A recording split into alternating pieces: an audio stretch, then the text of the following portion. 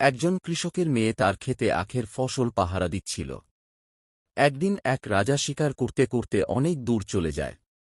ফেরার সময় হয়ে এলে দিন প্রায় শেষ হয়ে আসছিল, আর রাজা খুব ক্ষুধার্ত ও তৃষ্ণার্ত হয়ে পড়েছিল।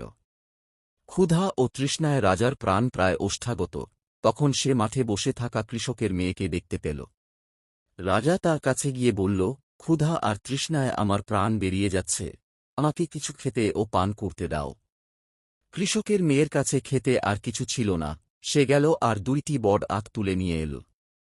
সে আখ চিপে এক পাত্রে রস বের করে রাজাকে দিল।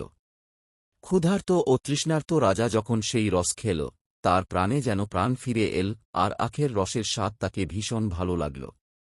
রাজার ক্ষুধা ও তৃষ্ণা দুটোই মিটে গেল।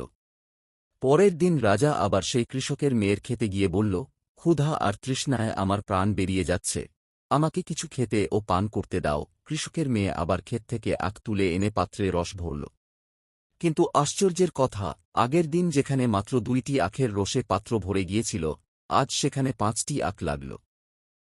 রাজা যখন সেই রস খেল, সে আগের দিনের মতো স্বাদ পেল না। রাজা বলল, এই রস তো গতকাল অনেক মিষ্টি লেগেছিল। মেয়ে হেসে বলল, গতকাল আপনি সত্যি ক্ষুধার্ত ও তৃষ্ণার্ত ছিলেন, কিন্তু আজ আপনার মনে খুঁত আছে, শুধু জিভের স্বাদ নেওয়ার লোভে আপনি ক্ষুধার্ত ও তৃষ্ণার্ত হওয়ার ভান করছেন।